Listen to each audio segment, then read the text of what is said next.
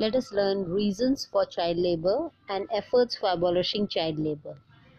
Reasons for child labor.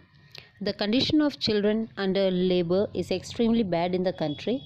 Such a bad condition is a result of poor governance and ineffective implementation of laws made in the country. This is one of the main reasons why people involved in child labor.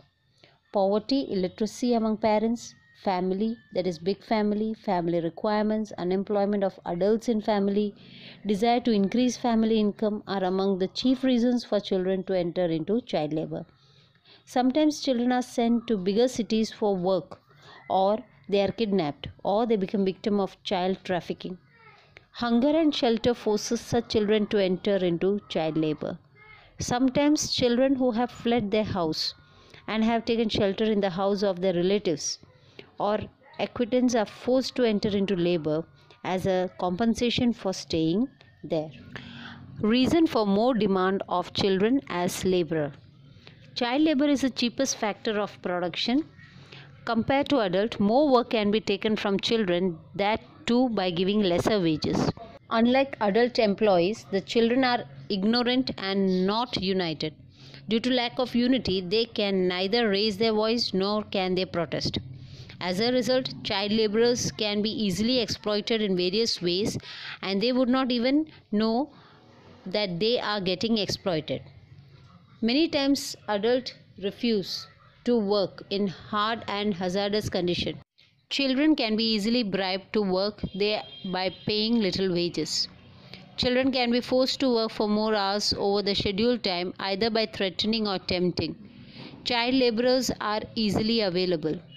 Poor families push their children into work when actually it is their age of taking education. They feel that children should work and support the family. This thought adds more child labor in the market. Efforts for abolishing child labor or efforts made by government for abolishing child labor. To abolish child labor, the government has made many provisions in the Constitution. These are as follows. No child below 14 years will be employed in a factory or occupation or job. If anybody breaks the law, legal action may be taken against the employer. Second, a child cannot be exploited in any way during his childhood or teenage. He cannot be devoid of moral security and physical comforts. Third, it was clarified that within 10 years of implementing the Constitution, the government will have to arrange free education for children up to 14 years of age. In this regard, the central and the state governments have implemented a law in 2009 so that children belonging to age group of 6 to 14 years should get free compulsory education.